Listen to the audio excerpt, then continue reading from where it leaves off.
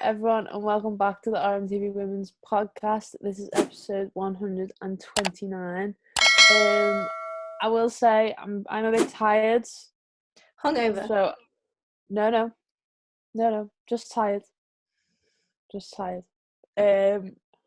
I am getting to the stage of the evening where I'm feeling a little bit delirious, A little bit drowsy. a little bit drowsy. Yeah. Yeah. So we move. We'll see how this goes. I'm sure it'll be fun. We'll kick things off then with some Liverpool news. Obviously we got knocked out of the FA Cup at the weekend when Yes. yeah. I've still not watched those highlights back, I'm not gonna lie. The dream of the FA Cup run has been thrown out the window. You thought, you never know. You just never know in these competitions. The magic. Yes, the magic of the FA Cup, exactly. But there was no magic for Liverpool on Sunday, and Leicester beat us 1-0, which I think, considering 1-0, Leicester champions, getting promoted, done very, very well this season.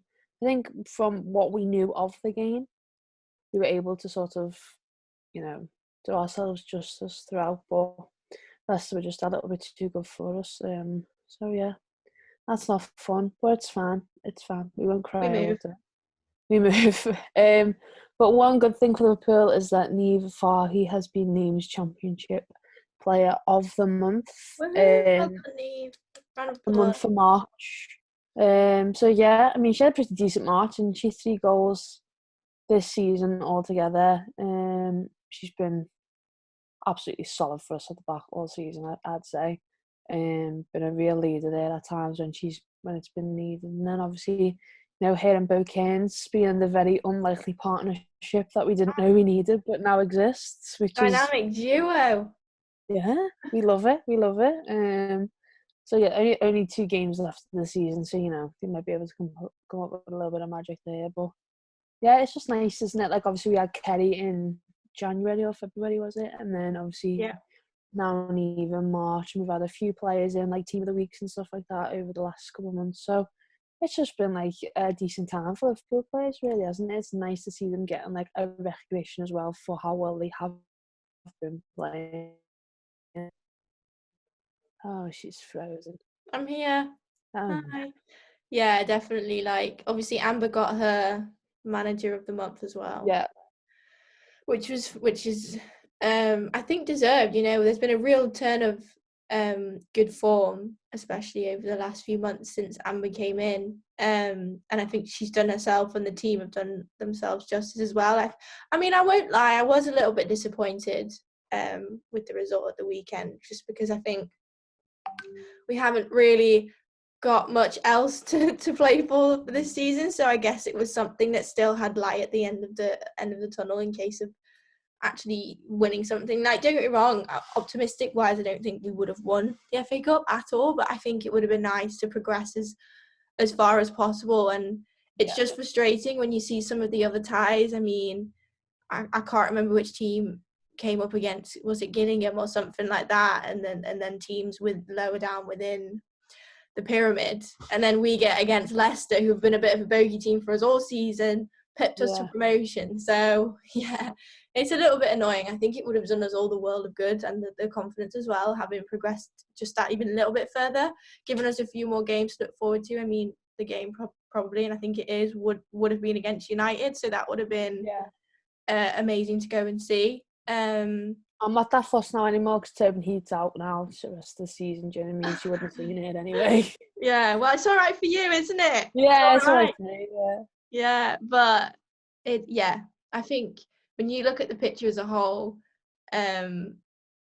we've had some of our players up and voted the best in the league for a few months, so that's really, really good to see.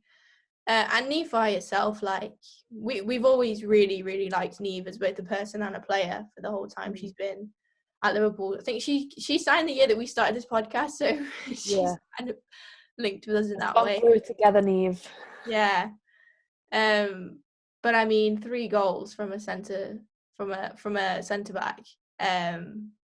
is a pretty good effort, and they've all been actually really solid goals as well. So she's obviously got some new boots on this last half of the season. Yeah. But yeah, hopefully she carries on with it into next season as well. That'd be great to see. But yeah, what a legend. What a woman. What a What a woman. gal. Yeah, no, definitely agree with everything there. I think hit the nail on the head with like just what she's done and how she's sort of led this group this season, especially. So, Don't forget as well, she was sort of thrown into that leadership role. Obviously, she was the vice captain last season, but knowing Sophie Bradley-Auckland wasn't coming back, she sort of had a need to step up, and she's well and truly done that. And in the most difficult circumstances as well, leading a team to promotion is probably one of the hardest things you can do. And then picking the team back up when that became a reality that it wasn't going to happen. I think that's got to come from her as well as the manager. So she has really, really stepped up for us, and I think a lot of players are probably really grateful for her. Yeah, and also don't forget, like, she sort of transitioned into that centre-back role as well, like, throughout the seasons. Like, we signed her as, like, a CDM. I know she could play centre-back, and she has played there previously and whatnot. Like, that is not an unfamiliar position for her. But she's now, like, first centre-back name on the team sheets, like, and has been probably since last season and the back end of the season before, maybe. So, yeah, just what a woman. We're happy that she's getting the recognition that she deserves. Yeah, well in girl. We'll move on then, and some announcements from today is that Team GB group matches have been announced for this summer's Tokyo Olympics. I feel like I've been waiting ages for this. Me too. Actual years though, like years. Yeah. Like, obviously we've got like the games and that now. All we're waiting on is like the squad, and who knows when that's gonna be. But yeah, Team GB women's football is set to face Japan, Canada and Chile in the group stages of this summer's Olympic Games. One notable thing is that we managed to avoid the likes of USA and the Netherlands and France. I genuinely think I might have cried. Can you imagine? Not even being dramatic, just spitting facts. Quote Amy. Spitting absolute facts. Not being dramatic, spitting facts. You know what? Imagine. No, go on. You go first. No, just like imagine it. You know what? There's a group of death there, and that is I can't even remember what letter it is. Is it G? Group G is the group of death. You've got USA. Yeah, USA, Netherlands. No, USA, Sweden, Australia, New Zealand. New Zealand. Not a bloody chance. We could have been Sweden, and I was not here for it. We could have been Sweden, and I'd have been having a breakdown because I think all respect to the teams we're against. This is going to get clipped off if we get beaten by all of them. But I think we're in a good position in terms of that's the best group I think out of all of them that we could have been in. But I mean, we just got beat by Canada, and Japan are really good, so I don't really know what I'm talking about. I think it's just that's the thing with football. Depends on the day, doesn't it? Really, but would you rather go against Japan, Canada, and Chile, or a Brazil, or a Netherlands, or a USA, or Australia? That's what you got to think about. Yeah, but this is what I'm thinking, is that like I'm kind of on the fence about it, because on one hand I'm like, oh, I'm happy we don't have like those teams in our group, because like obviously that makes the group stages a lot harder, but then you're just more as likely to face one of the better teams further down the line in the competition, and it's kind of like, I don't want another semi-final heartbreak, do you know what I mean, like by the USA, because it's just written in the stars to happen, isn't it? Yeah. So then it's kind of like, well, are they going to pip us to a gold medal as well as a World Cup gold medal as well? So it's like... Oh, Lauren, you can't live in fear, girl. I know you can't, but these are just the things that you think about, and you're going to think about it. But you know what? We're going to beat Canada, we're going to beat Japan, and we're going to beat Chile, and we're going to beat everyone else. So you've heard it here first. We're getting gold at the Olympics then, is that what you're saying? Yeah. Too blooming right. Too right we are.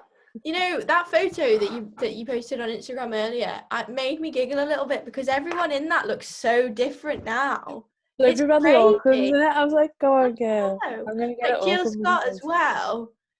crazy. So, But like, imagine in like 4 years' time again, we're gonna be like, oh my god, they look so different. It's so weird, and the literally, so faces probably won't be the same.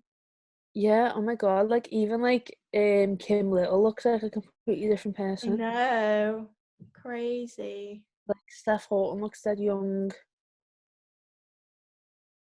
Sophie Wow, Bradley Auckland looks pretty what a much the midfield same. that is though. Like not being funny, Jill Scott, Karen Carney, Kim Little. Sign them up now. Get them on the plane to Tokyo. I know. Well, this is if the Olympics still goes ahead, like it's still I not think 100%. I think it will. I don't think it because they already say they're still calling it Tokyo 2020, and I'm like, it's 2021. I know. Might as well What a just say shame. You got to 2021. change the branding. Got to be with the times. Exactly. Question though, with Kim Little being in that picture there, obviously you can have like Scottish and whatever Team Mhm. GB. If there's one Scotland player you could take, so you only get one, who are you taking? Caroline Weir. She's the Gotta be. immediate. She's the Gotta be. immediate Surely. one. Yeah, isn't it? I mean, there's three. There's Caroline Weir, Kim Little, and Erin Cuthbert for me. They're like the See, three. Erin Cuthbert is an absolute shout, though. I know, but I don't think she'll go. I think it'll be Caroline Weir. Yeah, it gets announced next month. Yeah, So Kim Little's not going. She's been out injured. She's not going. it's Caroline Weir for me. It's gonna. I mean, it's no surprise, and it's no what do you call it when something's hidden? It's no. Secret. There we go. It's no secret that it's going to be predominantly made up of England national players. I think if Fernie hadn't got injured, there'd have been a big shout for her going as one of the Northern Ireland players. But I mean, she's broken I don't know. She actually broken it. I don't know. She's done something to her foot. She was in a boot, wasn't she? She was in a boot. She was on crutches. Who knows? Which isn't fun. Which sucks. But either way, best of luck, Fernie. Hope you get back soon. But yeah, I think I don't know. Does anyone from the Wales squad make it? This is the thing. I don't think they do. I reckon Kelly Holland's on that plane just for a lung capacity alone. Yeah. Sophie Ingles a shout, but she's not really been playing too much for Chelsea, so it's impossible to tell. It's going to be mainly England players, isn't it? Yeah, I reckon so. Maybe that could be like a fun video idea that we could do over the next couple of weeks. Maybe we pick our squad. We're going to get ripped apart. We're going to get it all wrong. I know, but like, what's new? True. We just get ripped apart anyway. So might as well have fun while we're doing it. That's true. Good video idea. Let me jot that down. 1 second. But yeah, no, I think it'll be. I'm excited for it. We're gonna have to watch it together, I know. Well, you'll be closer now, so it's fine. I will, yeah. Not trekking to Harrogate anymore. Sorry. No, we missed out on the World Cup together as well. That was kind of sad. We only watched a few games with each other. I don't remember, Amy. We went to Sarah's for a few, and then I was at home. Sarah's. That wasn't a good time, and Sarah's on that semi-final night. No, because Ellen White, mate, she scored that one offside. Like this, like it was literally a big toe. A big toe. Lauren, we can't go into it because I will start crying. We're not getting into it. It's fine. It's fine. Nothing bad's going to happen at this summer's Olympic. It's going to be all sunshine and daisies, and it'll be lovely. But yeah, I'm just glad we didn't play USA in the group stages because, no, don't want that. No, I don't really fancy that. If I'm being honest, that's a give it back moment now. Yeah, that's a re-gift. That's a reassign a present you've already been gifted kind of moment. Yeah. Someone gives you something, you're like, oh, that's Have nice. Have you ever done that? And then give it away. Have you ever re-gifted something? Have you not? Actually, I don't think I have either. I'm too nice. I've re-gifted like gift bags that I've been given stuff in. Oh yeah, like I've re-gifted gift bags, but not an actual present. No, I don't think I have either. I like everything anyone buys me. I'm not picky. I don't get any presents. Well, that's a lie. Because you do. Amy's never bought me a birthday present Yes, I have. or a Christmas present Yes, I have. or just a general friend present. Yes, I have. Never got me one, guys. Feel sorry for me. I'm only messing. Only messing, love. So we'll move on from Team GB and we'll go to a whole new bigger drama that's taken up every football fan's lives in the last 4 days, 3 days, who knows. But Super League drama. That's the only way I can describe it. Drama. You know what? I woke up on Tuesday morning after it all kicked off big time. And I was like, I don't know why I kept saying it in my head. But I was like, I swear to God, if anyone mentions those 3 words to me, the Super League, I'm gonna punch him. And I didn't. And loads of people talked about it and I engaged in the conversation. But I woke up and I was like, why are we still talking You about it? woke up and chose violence and then chose not And to then I have chose violence. not going to jail. It's absurd. The whole world, it felt like, went into meltdown. That is what it Literally. felt like. It was crazy. I've never experienced that sort of thing in football before, ever. And I don't No. want to again. If I'm being No, honest. it's kind of just like, it's obviously been mentioned before, like a couple of years back, and it's always been like sort of in the background. But then all of a sudden, it was just like, boom, here you go, here's the information, here's what's happening, and you were like, The fact for where me, is? there'd obviously been rumours about it, but I feel Yeah, like it was really out of the blue how final it felt. Excuse me, sorry. How I think it's final it was. Yeah, yeah, we've already signed up. This is already happening, and it was like, yeah. whoa, okay. Like there were obviously when it was mentioned on like the news outlets and whatnot. I remember saying to his dad like, "That's not. Surely that's not gonna happen." Like, Yeah, but it what just are all the did. repercussions? And then when it got real for me was like when all the clubs tweeted and was like, "No, this is what's happening." I was like, Yeah, "Oh, wow!" Like it's a thing. Do you know what I mean?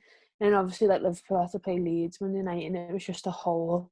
the whole day. That whole Monday was just awful. Like it was. I don't want to experience that ever again in football. But like sort of taking it back to the women's side of things, like obviously we've spoken about like all the repercussions for the men's teams and what would happen there, but then no one ever actually thought, well, oh, well, what's going to happen with the women's teams as well? Because I only read Liverpool's initial statement on it, but like it said, with further opportunities for a women's Super League as well, and I was kind of like, I don't want that, because I think the women's game right now, the leagues are going good. Everything sort of seems to be falling into place. The Champions League is getting really, really exciting every season now. You've just had some big moments like PSG beating Lyon and that, and all that jazz. And it's kind of just like, you don't want that to be ripped away and something new to Mm. come in and sort of shake the foundations of what you've already built, if that makes sense. Yeah, for sure. I think we did a podcast the other week, didn't we, about a potential new European League, which actually at the time we thought was a good idea. I think that was under different rules and regulations. Obviously, it wouldn't be outing the Champions League as it was. It wouldn't be permanent members. It would just be another competition to help advance the game. But this one felt a lot different and a worse structure. But you know what? It just wouldn't have been right. I think everyone who is involved within the women's game knows how much there is of a gap between the WSL and even the championship. Imagine what it's like with all the grassroots levels and the national leagues, etc. There's a huge difference in not just money but infrastructure and things like that. So if you then throw them all into this league where they're guaranteed, yeah, the competition side of it is just ridiculous. Like, it's non-existent. When you guarantee something, it's just not. It's just not the same game. It's not really even a game at all. So it was just a horrible idea. but you're kind of emphasizing that gap even more, which is what we're all trying to close at the moment. That's the issue that I had. Like, we've bought in this TV sponsorship that gets a large, what do you call it, percentage of it is going to the championship and whatever. So that's helping clubs there that are coming through and whatnot. So why would you want to push that gap even further? Like, don't get me wrong, it could be something that benefits in the future, or obviously not the same format, hopefully not. But you never know. At some point, something like that will happen. But you just kind of hope it's going to be when we're more established as not just a league, but as a footballing pyramid as well. Yeah, definitely. And UEFA chief Nadine Kester, who's a former women's player herself, has said, that this whole European Super League proposal is basically like a threat to women's football. It was a threat on football in general, really. Obviously it was planning to have the women's league, and it used the phrase of to advance and develop the women's game. But Kessler said it is a direct threat to all the plans we have carefully crafted together with the European Club Association, your clubs and the leagues for a new UEFA Women's Champions League. Clubs need to be able to have the ambition of being part of the top European women's clubs in football. The UEFA Women's Champions League with a closed European Women's Super League, that is not possible. And it's true, it's the whole thing of, you grow up and you're watching your team play in the league, but then you grow up wanting your team to be in the Champions League, and it's exactly the same. Well, for us, it's exactly the same at the women's level as it is for the men's. Like, we'd love nothing more than Liverpool women to be participating in the Champions League. Like, that is the goal for us. Flying high in the WSL and getting ourselves in the Champions League. It's exactly the same in women's football. So, yeah, hitting the nail on the head there with what everyone else has also said over the last few days is that if this Super League is created, you're not getting those moments. Yeah. Also, if you think about it, this is obviously not. This is sort of looking past the fact that we're obviously Liverpool supporters. I mean, if that was to go ahead, that would probably guarantee Liverpool to be in it. And I mean, you can look at that two ways. We've not earned that. We haven't, like, point blank. We've not worked our way up to be involved in that, which is, I think, is a more better way. That's another moment in itself to progress up the ladder and things like that. But then, if it was to happen, we do go in. 9 times out of 10, we get absolutely thumped by all those top clubs. And where's the fun in that? We're not ready for that step. That's the issue. I mean, you're up against the likes of what it would be Lyon. It probably would be probably not PSG because they were not obviously included in the men's side. Against the Bayerns, the Barcelonas, etc. And we would have just faltered. And what confidence would that have given to absolutely anyone within that squad going out each week and getting absolutely battered? Like, it wouldn't be good, would it? No. Not saying we would, but there's a very strong possibility that we could. But you would, though. But then that's not us being harsh. That's us being realistic and comparing squads. If our squad was that good to be competing in a European Super League or the Champions League, we'd be there. But we're not. Yeah. We didn't get promoted this season. So, for something that could have come into place very, very soon, you're exactly right. It's not realistic for Liverpool to be competing in something like that. And it's not fair on the clubs that are at that stage. It's not fair at those that wouldn't be involved, that are probably at that level. Yeah. So you think of like an Everton women. Yeah, or a Reading. They may not have been part of the European Super League for the women, but they might have been. So if they're not, but they're up there in the WSL challenging, they deserve it more than we do. Exactly. And if you think about it, there was all these threats that the teams would be taken out of the Premier League. Would that have been the same with the teams would have been taken out of the WSL? And then what do you have? I mean, the WSL is really thriving at the moment.